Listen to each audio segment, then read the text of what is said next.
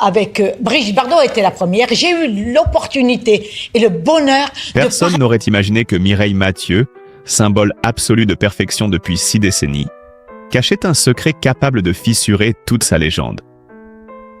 Lors d'une interview paisible, elle lâche une phrase qui glace le studio. « Le plus grand amour de ma vie, je l'ai vécu dans le silence. Aucun nom, aucun visage, juste une vérité trop lourde pour rester enfouie. Et ce choc n'est que le début. Êtes-vous prête à découvrir ce qu'elle n'a jamais osé avouer ?» Après cette phrase foudroyante, un silence étrange a envahi la pièce. Un silence lourd, presque sacré, comme si le temps lui-même retenait son souffle. En avouant que le plus grand amour de sa vie avait été vécu dans le silence, Mireille Mathieu venait de faire trembler tout ce que l'on croyait savoir d'elle. Pourquoi maintenant, après 60 ans d'une discrétion impeccable, choisissait-elle d'ouvrir une brèche dans l'armure parfaite qui avait façonné sa légende? Son regard, perdu quelque part entre le passé et le présent, cherchait un visage que seule elle pouvait encore voir, un visage que personne n'aurait imaginé exister. Pendant que le public restait pétrifié, les réseaux s'enflammaient. Un amour secret, un homme de l'ombre, un choix impossible qui aurait marqué sa vie entière. Beaucoup se demandèrent déjà si cette révélation n'expliquait pas cette aura de solitude presque mystique qui l'accompagnait depuis ses débuts. Ce que le monde ignorait, c'est que cet aveu n'était pas spontané. Quelques mois plus tôt, en préparant un coffret anniversaire, elle avait retrouvé une lettre qu'elle croyait perdue à jamais. Glissée entre 2 partitions, jaunie, fragile, elle portait une vérité que même le temps n'avait pas réussi à effacer. Au bas de cette lettre, un prénom apparaissait, simple mais dévastateur, capable de réveiller un passé que Mireille avait tenté d'ensevelir sous la gloire et la discipline. Depuis ce jour, une nuance nouvelle traversait son regard, une douceur mélancolique, comme si la redécouverte de cette lettre avait fissuré l'armure qu'elle avait mis une vie entière à construire. Ce n'était plus la diva internationale que l'on percevait, mais la femme derrière le mythe. Celle qui avait aimé sans témoin, sans promesse, sans avenir possible. Peu à peu, une vérité bouleversante se dessinait. La plus grande voix de France ne s'était jamais autorisée à prononcer « Je t'aime » à celui qui avait compté plus que tous les autres. Et si cet homme avait été l'unique lumière de son existence, celui qu'elle avait dû sacrifier pour devenir une légende? Cette confidence n'était pas un simple aveu, mais l'ouverture d'un récit bien plus profond, où le silence, la célébrité et le destin s'entrelacent pour révéler l'amour le plus discret, le plus pur et peut-être le plus tragique de sa vie. Ce que Mireille venait de murmurer n'était que le premier fil d'une vérité que personne n'est encore prêt à entendre. À partir du jour où elle a retrouvé cette lettre oubliée, Mireille a senti quelque chose se déplacer en elle. Comme si le passé, longtemps étouffé sous des couches de tournée, de devoir, de silence et de perfection, revenait doucement frapper à la porte. Elle avait toujours cru pouvoir le maîtriser, le contenir, mais ce petit morceau de papier jauni avait ravivé une émotion qu'elle n'était plus certaine de pouvoir repousser. Et ce trouble intérieur ne passait pas inaperçu. Certains proches confiaient remarquer un léger tremblement dans sa voix lorsqu'elle répétait. Un regard plus sombre quand elle se retirait dans sa loge. Une fatigue nouvelle qui n'avait rien à voir avec son métier. Ce que personne n'imaginait, c'est que cette lettre n'était pas la seule trace de cet homme mystérieux. Dans un tiroir qu'elle n'avait pas ouvert depuis des décennies, elle avait découvert un second souvenir. Une vieille photographie en noir et blanc, légèrement floue, où l'on distinguait 2 silhouettes d'enfants près d'un figuier, planté dans une cour ensoleillée d'Avignon. Mireille ne figurait pas sur cette photo, mais elle savait exactement qui l'avait prise. L'homme qui tenait cet appareil, l'homme qui avait capturé ce moment innocent, était celui qu'elle avait aimé toute sa vie sans jamais pouvoir le nommer. Depuis cette redécouverte, tout semblait prendre une autre couleur. Un parfum, une mélodie, un lieu, tout réveillait quelque chose. Et plus elle tentait de reprendre le contrôle, plus l'émotion gagnait du terrain. La femme qui, pendant 60 ans, n'avait jamais tremblé devant un micro, se surprenait désormais à perdre le fil lorsqu'elle évoquait ses débuts. Elle ne parlait pas encore de lui, mais on sentait qu'un chapitre entier, longtemps verrouillé, s'apprêtait à s'ouvrir malgré elle. Et c'est à ce moment précis qu'un fait inattendu survint, un détail que seuls quelques proches connaissent encore aujourd'hui. Quelques semaines avant son fameux aveu public, Mireille avait secrètement demandé à un assistant de vérifier une information. Une adresse, une date, une trace, quelque chose qu'elle n'avait jamais osé chercher durant toute sa carrière. Elle voulait savoir si l'arbre existait toujours. Cet arbre, ce figuier planté autrefois près de la petite maison d'Avignon. Celui dont la lettre retrouvée parlait. Celui qui, sans le dire clairement, représentait bien plus qu'un simple végétal. Un pacte muet, une promesse d'enfance, un symbole d'une histoire jamais vécue au grand jour. Lorsque son assistant est revenu avec la réponse, Mireille aurait, selon plusieurs témoins, posé sa main sur sa poitrine, comme si son cœur venait de rater un battement. Le figuier était toujours là. Plus grand, plus robuste, presque indestructible. Comme si, malgré le temps, malgré la distance, malgré les silences, quelque chose avait continué de vivre. Cette nouvelle a bouleversé Mireille au point qu'elle s'est retirée du public pendant plusieurs jours. Non pas pour fuir, mais pour affronter ce que, toute sa vie, elle avait refusé de regarder en face. La possibilité que cet amour, même vécu dans l'ombre, ait laissé une empreinte indélébile dans chaque choix, chaque chanson, chaque silence de son existence. Car si la gloire lui avait offert tout ce que le monde pouvait donner, elle lui avait aussi pris ce que le monde ne verrait jamais. Un avenir simple, imparfait, mais profondément humain. Et dans cette tourmente intérieure, une certitude nouvelle s'imposait. Elle ne pourrait plus longtemps garder ce secret pour elle seule. Tout en elle semblait pousser vers une révélation, une libération, une vérité qui ne demandait qu'à sortir de l'ombre après avoir été enterrée vivante pendant des décennies. Une vérité que même ses plus fidèles admirateurs ne soupçonnaient pas encore. Car l'identité de cet homme, le rôle qu'il a joué dans la vie de Mireille et la raison pour laquelle leur histoire n'a jamais pu exister au grand jour, tout cela restait encore à révéler. Et ce qui devait surgir ensuite était bien plus bouleversant que tout ce qu'elle avait laissé entendre jusque-là. Lorsque Mireille décida enfin de faire face à ce passé longtemps enfoui, un autre détail refit surface, un détail que même elle avait tenté d'oublier. L'identité de cet homme n'était pas un secret parce qu'il était célèbre, dangereux ou inaccessible. Non, il était secret parce qu'il appartenait à un monde que la gloire ne pouvait pas toucher. Un homme simple, presque invisible aux yeux de la société, mais essentiel à ses yeux. Ce n'était ni un producteur, ni un artiste, ni un diplomate, contrairement aux rumeurs. C'était quelqu'un d'Avignon, quelqu'un qui avait partagé son enfance avant que la lumière ne l'emporte ailleurs.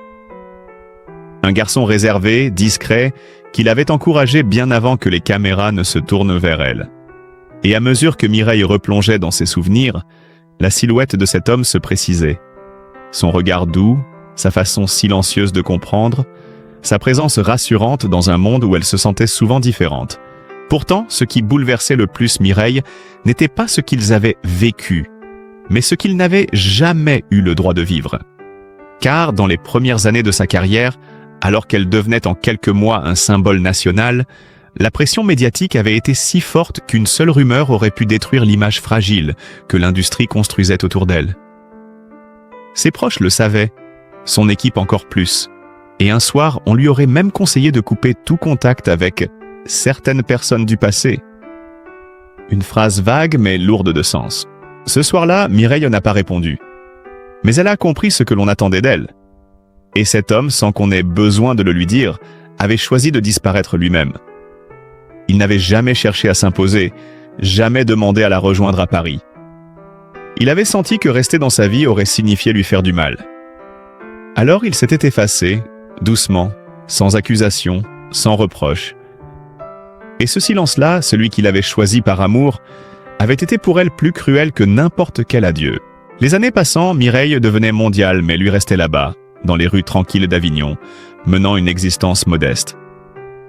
On raconte qu'il demandait parfois des nouvelles d'elle à voix basse, à la boulangerie ou sur le marché, comme si prononcer son nom trop fort risquait de déranger quelque chose de sacré. Personne n'y voyait de malice. Personne ne devinait la vérité. C'était simplement Jean-Louis, un homme réservé parmi tant d'autres. Pour Mireille, redécouvrir sa lettre avait été un choc, mais apprendre ce qu'était devenu Jean-Louis sans elle l'avait bouleversé d'une façon plus profonde encore. Dans les notes de son assistant, elle découvrit qu'il n'avait jamais fondé de famille, qu'il n'avait jamais quitté Avignon, qu'il vivait dans la même maison où il s'était bien connu enfant.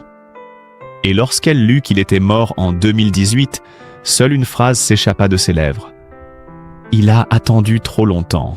Ce fut à ce moment qu'elle comprit que le silence qu'elle avait cru maîtriser toute sa vie s'était retourné contre elle. Elle avait voulu protéger son image, son art, son destin, mais en faisant cela, elle avait sacrifié la seule personne qui l'avait aimée sans condition. Cette prise de conscience, tardive mais brûlante, fut l'élément déclencheur de tout ce qui allait suivre. Le retour à Avignon, la visite au Figuier et finalement, la chanson bouleversante qu'elle révélera quelques mois plus tard. Car si Mireille avait vécu un amour interdit, ce n'était pas par choix mais par nécessité. Une nécessité imposée par la gloire, par l'époque, par un système où une femme devait être parfaite pour exister. Et maintenant que tout cela s'effondrait doucement, elle se retrouvait face à la vérité la plus douloureuse. L'homme qu'elle avait aimé en silence avait porté cet amour seul, jusqu'à son dernier souffle. Lorsque Mireille réalisa que Jean-Louis avait emporté son silence dans la tombe, une urgence nouvelle naquit en elle, une force qu'elle ne s'expliquait pas, mais qui la poussait à retourner là où tout avait commencé. Ce n'était pas un pèlerinage officiel, ni une visite orchestrée par son équipe. C'était un voyage intime, presque clandestin, qu'elle entreprit un matin d'hiver, accompagnée seulement d'un garde du corps et d'un chauffeur qui ignorait tout du véritable motif. À mesure que la voiture approchait d'Avignon, Mireille sentait son cœur battre plus vite. Les paysages familiers défilaient comme des fragments de mémoire. Les façades de pierre, les marchés qu'elle parcourait enfant, les ruelles où elle avait chanté pour la première fois sans même s'en rendre compte. Tout semblait identique, mais elle avait traversé un monde entier entre ses murs et ce retour silencieux. Arrivée devant la petite maison où vivait autrefois sa famille, elle resta un long moment immobile, incapable de descendre. L'air était froid, mais elle avait l'impression de respirer pour la première fois depuis longtemps. Ce qu'elle redoutait et espérait à la fois se tenait là, à quelques mètres. Le figuier. L'arbre qu'ils avaient planté ensemble, qu'ils avaient arrosé maladroitement avec des seaux trop lourds pour des enfants trop petits. L'arbre qui revenait dans la dernière lettre de Jean-Louis, comme un symbole silencieux de tout ce qu'il n'avait jamais pu se dire. Quand elle s'en approcha enfin, elle sentit ses jambes trembler. Le figuier était immense, solide, majestueux, comme si le temps n'avait fait que renforcer ses racines. Elle posa sa main sur l'écorce rugueuse et fut saisie d'un frisson. Ce n'était qu'un arbre et pourtant, c'était aussi tout ce qui restait de lui, de leur passé, de leurs promesses tacites. Un voisin âgé, intrigué par la présence de cette femme élégante, sortit sur le pas de sa porte. Il la reconnut aussitôt, mais au lieu d'être surpris, il sembla frappé par une douceur nostalgique. Il lui confia alors quelque chose que personne ne lui avait jamais dit. Vous savez, il venait souvent ici. Il se mettait juste en face de cet arbre et il restait là, longtemps, comme s'il attendait quelqu'un. Ces mots transpercèrent dans Mireille. Elle essaya de répondre, mais aucun son ne sortit de sa bouche. Elle comprit à cet instant que Jean-Louis n'avait jamais cessé de croire qu'un jour, elle reviendrait. Pas en tant que star internationale, mais en tant que Mireille, la petite fille d'Avignon qu'il avait aimée avant que le monde ne la réclame. Elle resta sous le figuier de longues minutes, peut-être des heures. Le vent soufflait doucement, les feuilles bruissaient comme une mélodie lointaine, et elle se sentit submergée par un mélange de regret, de gratitude et d'apaisement. Pour la première fois, elle se permit de pleurer sans retenue. Non pas comme une diva, mais comme une femme qui venait de retrouver un morceau oublié de son âme. Avant de repartir, elle demanda un instant de solitude. Elle se pencha, ramassa un peu de terre au pied du figuier, puis coupa délicatement une petite branche qu'elle glissa dans un pot en terre cuite. Ce geste, simple en apparence, était en réalité une promesse. Celle de ne plus jamais laisser cet amour sombrer dans l'oubli. Ce voyage ne fut pas seulement un retour aux sources. Ce fut l'étincelle qui allait donner naissance à la chanson la plus intime de toute sa carrière. Une chanson née du silence, de la perte, de la mémoire et du figuier. Quelques mois après son voyage secret à Avignon, Mireille monta sur la scène des arènes de Nîmes pour un concert exceptionnel, annoncé comme une célébration de sa carrière. Personne, pas même les musiciens, ne soupçonnait qu'un moment unique allait s'y produire. La soirée se déroulait parfaitement. Les classiques s'enchaînaient, la foule chantait avec elle, mais quelque chose dans son regard trahissait une gravité inhabituelle. Elle semblait plus fragile, plus vraie, comme si chaque note la ramenait au figuier d'Avignon. Puis, soudain, au lieu d'annoncer le morceau suivant, elle leva la main pour arrêter l'orchestre. Un souffle parcourut les arènes. Le silence tomba comme une chape. On aurait pu entendre une plume tomber. Mireille avança lentement vers le micro, ses doigts légèrement tremblants, son regard perdu dans une émotion que personne ne comprenait encore. « Ah, je voudrais chanter une chanson qui n'a jamais été enregistrée », dit-elle d'une voix douce, presque brisée. Le public se redressa. Certains échangèrent des regards étonnés. Et puis elle ajouta « Elle est pour quelqu'un que j'ai aimé en silence toute ma vie ». Un frisson traversa l'amphithéâtre entier. Les musiciens eux-mêmes furent figés. Ils ignoraient qu'un tel aveu était possible, venant d'une femme qui avait passé 6 décennies à préserver son intimité comme une forteresse. La première note résonna. Un simple accord de piano, fragile comme un souvenir. Mireia ferma les yeux. Et alors, le figuier en fleurs naquit dans l'air chaud de Nîmes. Sa voix d'habitude si contrôlée vibrait d'une émotion nue, presque douloureuse. Les paroles évoquèrent un amour tenu dans l'ombre, un arbre qui grandit sans témoin, une promesse silencieuse que le temps n'avait jamais effacée. Chaque mot semblait déposer un morceau de son âme au pied du public. À mesure qu'elle chantait, on devinait tout. La séparation, le sacrifice, la lettre retrouvée, la visite au figuier, l'homme qui avait attendu toute sa vie sans jamais rien demander. Les spectateurs comprirent qu'ils étaient en train d'assister non pas à une performance, mais à une confession, une libération, une réconciliation avec elle-même. Quand la dernière note s'éteignit, personne n'applaudit immédiatement. Il y eut un moment suspendu, irréel, où tout le monde retenait son souffle, incapable de briser la magie. Puis une ovation gigantesque éclata, plus longue, plus intense que tout ce qu'elle avait connu. Une ovation de 10 minutes. Non pas pour la légende, mais pour la femme qu'il venait enfin de découvrir. En coulisses, certains musiciens pleuraient. Un technicien raconta plus tard qu'il n'avait jamais vu Mireille aussi vulnérable, aussi vraie. Elle, pourtant, ne sembla pas chercher l'approbation. Elle restait immobile, comme apaisée pour la première fois depuis des décennies. Ce soir-là, quelque chose avait basculé définitivement. Elle n'avait pas seulement chanté. Elle avait ouvert la porte d'une vie secrète, d'un amour silencieux qui avait accompagné chacun de ses pas. Pour la première fois, sa légende ne reposait plus sur l'image parfaite d'une diva, mais sur la vérité profonde d'une femme qui avait aimé sans bruit, et dont la voix, enfin, pouvait résonner autrement. Car en dévoilant le figuier en fleurs, Mireille n'avait pas livré un secret. Elle avait rendu justice à un homme oublié du monde, mais jamais oublié de son cœur. Le lendemain du concert de Nîmes, la France entière s'éveilla sous le choc. Les journaux, les radios, les chaînes d'information en continu n'avaient qu'un seul sujet. Mireille Mathieu venait de révéler l'existence d'un amour secret, conservé dans l'ombre pendant plus de 60 ans. Les images de son interprétation de Le Figuier en fleurs tournaient en boucle. Même ceux qui n'étaient pas présents ce soir-là étaient bouleversés. Comme si, à travers cette chanson, elle avait ouvert une brèche dans la conscience collective. Rapidement, les spéculations se multiplièrent. Les chroniqueurs culturels tentèrent d'analyser chaque vers de la chanson, chaque silence, chaque tremblement de voix. Certains affirmaient que l'homme devait être un artiste connu, d'autres qu'il s'agissait d'un amour impossible lié à la politique internationale. Plus les théories circulaient, plus Mireille restait silencieuse, refusant délibérément de nourrir la curiosité. Mais ce silence ne faisait qu'attiser le feu. Les fans, eux, se mirent à chercher des indices. Ils fouillèrent les archives, les photos anciennes, les interviews poussiéreuses des années 60. Plusieurs internautes jurèrent avoir repéré un jeune homme discret à l'arrière-plan de certaines images d'Avignon. Un nom commença à circuler, Jean-Louis.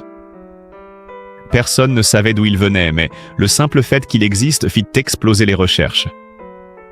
Avignon devint soudain le centre d'une enquête émotionnelle menée par des milliers d'inconnus. Pourtant, au milieu de ce brouhaha national, un article en particulier fit sensation. Un journaliste local, âgé, publia un témoignage surprenant. Dans sa jeunesse, il avait entendu parler d'un garçon du quartier qui, chaque fois que Mireille passait à la télévision, quittait discrètement les cafés pour aller regarder l'émission chez lui. Seul, comme si c'était un rituel secret. Il écrivait parfois des lettres qu'il ne postait jamais. Selon le journaliste, ce garçon s'appelait effectivement Jean-Louis. La révélation provoqua une émotion collective.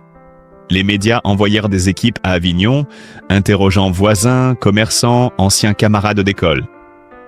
Beaucoup se souvenèrent de Jean-Louis comme d'un homme réservé, gentil, toujours prêt à aider, mais qui gardait pour lui ses pensées les plus profondes. Un voisin évoqua même, la voix tremblante, qu'il l'avait souvent vu s'arrêter devant un figuier, comme s'il parlait à quelqu'un qui n'était pas là. Mais ce qui bouleversa le pays davantage encore fut la découverte d'un détail inattendu. Jean-Louis était décédé depuis plusieurs années. Cette révélation donna une dimension tragique à toute l'histoire. L'homme qui avait inspiré l'une des plus grandes voix de France avait disparu sans jamais avoir été reconnu, sans jamais avoir reçu la moindre lumière. Et pourtant, son absence résonnait désormais dans toute la nation. Devant l'ampleur de l'émotion, certains journalistes tentèrent d'obtenir une réaction de Mireille. Elle les remercia poliment, mais déclara simplement « Ce que j'avais à dire, je l'ai chanté ». Une phrase qui fit immédiatement le tour des médias. Elle ne confirma ni ne démentit quoi que ce soit. Elle n'avait pas besoin de le faire. Son silence valait toutes les explications. Ce jour-là, quelque chose d'inhabituel se produisit en France. Des milliers de personnes, anonymes ou célèbres, partagèrent spontanément des messages de compassion, de respect et de gratitude. Ils comprenaient qu'ils n'avaient pas seulement découvert un secret, mais une part intime de ce que signifie être humain. Aimer sans bruit, perdre sans éclat, se souvenir en silence. Et si les spéculations continuaient, une certitude se formait peu à peu dans le cœur du public. L'histoire que Mireille avait révélée n'était pas un scandale. C'était une leçon de vie, un hommage, une blessure, une vérité douce amère qui allait marquer pour toujours la fin de carrière de l'une des plus grandes artistes françaises. Au milieu de la tempête médiatique qui secouait la France, Mireille, elle, demeurait étonnamment calme. Là où d'autres auraient été submergés par l'attention, elle semblait flotter au-dessus du vacarme, comme si le tumulte extérieur ne faisait qu'amplifier une paix intérieure qu'elle n'avait jamais connue auparavant. Depuis le concert de Nîmes, quelque chose s'était déplacé en elle. Un poids ancien avait glissé de ses épaules. Un poids qu'elle portait depuis l'adolescence sans jamais oser le nommer. Pour la première fois de sa vie, elle n'avait plus à jouer un rôle. Elle n'était plus la diva impeccable, la représentante de la France, la femme sans faille que l'on exhibait comme un symbole. Elle était simplement Mireille, une femme qui avait aimé et qui avait perdu. Et étrangement, cette vulnérabilité nouvelle ne la fragilisait pas. Elle la rendait plus forte, plus vraie, plus humaine. Elle se surprenait même à respirer différemment, comme si chaque inspiration ouvrait une fenêtre sur un futur plus léger. Ses proches remarquèrent immédiatement ce changement. Elle riait davantage, d'un rire plus spontané, moins contrôlé. Elle restait un peu plus longtemps à table après les repas, racontant des anecdotes qu'elle n'avait jamais évoquées auparavant. Quand on lui parlait du concert, elle souriait doucement, mais sans chercher à commenter. Elle laissait les autres interpréter, imaginer, ressentir. Le silence qu'elle avait autrefois utilisé pour se protéger devenait maintenant un refuge apaisant. Pourtant, dans cette tranquillité nouvelle, il y avait aussi un fond de mélancolie. Une mélancolie douce, presque lumineuse, qui ne cherchait pas à raviver la douleur, mais à lui donner un sens. Mireille savait que ce qu'elle avait partagé avec le public n'était pas une faiblesse. C'était un hommage, un geste d'amour qui traversait enfin les frontières qu'elle s'était imposées durant toute sa carrière. Et dans cet hommage, elle avait retrouvé quelque chose qu'elle croyait perdu, la liberté de dire sans dire, d'avouer sans s'exposer. Un soir, alors qu'elle feuilletait de vieux albums de photos, elle tomba sur une image d'Avignon. Non pas celle du figuier, mais une photo de rue, banale en apparence. Pourtant, elle la fixa longuement, comme si elle attendait qu'un souvenir se révèle. Au lieu de pleurer, elle sourit. Elle comprit que la douleur n'efface pas la beauté d'un souvenir. Elle la magnifie. Elle réalisa aussi que, pour la première fois depuis des décennies, elle n'avait plus peur de se rappeler. Les médias continueront d'insister, proposant interviews, documentaires, émissions spéciales. Certains allaient même jusqu'à lui offrir des sommes astronomiques pour obtenir la vérité complète. Mais Mireille refusait calmement chaque demande. Ce qu'elle avait dit sur scène était suffisant. Ce qu'elle avait laissé dans la chanson était plus clair que n'importe quelle explication. Et ce qu'elle gardait dans son cœur n'appartenait à personne d'autre. Peu à peu, le pays comprit ce silence. Il n'était plus frustrant. Il était respecté, admiré. Les artistes plus jeunes lui rendaient hommage, non pour sa carrière immense, mais pour son courage d'avoir brisé le mythe de la perfection. Certains affirmaient même que ce moment de sincérité avait davantage marqué l'histoire de la musique que n'importe quel album. Et dans le calme qui suivit l'orage médiatique, Mireille sentit qu'un nouveau chapitre commençait. Un chapitre différent, moins éclatant, mais infiniment plus vrai. Elle n'avait plus besoin de cacher ce qu'elle avait perdu, ni de dissimuler ce qu'elle avait été. Elle avançait désormais avec une certitude nouvelle. Parfois, il suffit d'un aveu murmuré, d'une chanson offerte, d'un figuier qui survit au temps, pour rendre à une vie entière toute sa lumière. Si l'histoire de Mireille vous a touché, alors prenez un instant pour ressentir toute la force silencieuse qu'elle a apportée durant sa vie. Derrière la légende, il y avait une femme qui a aimé sans bruit, qui a sacrifié ses émotions pour offrir au monde sa voix. Ce qu'elle a révélé n'est pas un scandale, mais un rappel profondément humain. Même les êtres les plus admirés portent des blessures invisibles et des souvenirs qu'ils n'osent pas toujours partager. Aujourd'hui, nous pouvons lui offrir quelque chose en retour. Notre compréhension, notre tendresse, notre respect. Montrez-lui que son courage n'a pas été vain. Montrez-lui que son aveu, aussi discret soit-il, a trouvé un écho dans nos cœurs. Si vous souhaitez soutenir cette série d'histoires vraies et émouvantes, n'hésitez pas à aimer la vidéo, la partager autour de vous et vous abonner à la chaîne. Chaque geste compte et c'est grâce à vous que nous pouvons continuer à raconter ces récits que personne n'a jamais osé dire à voix haute. Et souvenez-vous de la leçon que nous laisse cette histoire. Dans la vie, l'amour n'a pas toujours besoin d'être visible pour être réel. Parfois, les émotions les plus profondes se vivent en silence, mais elles n'en sont pas moins vraies. Prenez soin des personnes que vous aimez, tant qu'il est encore temps.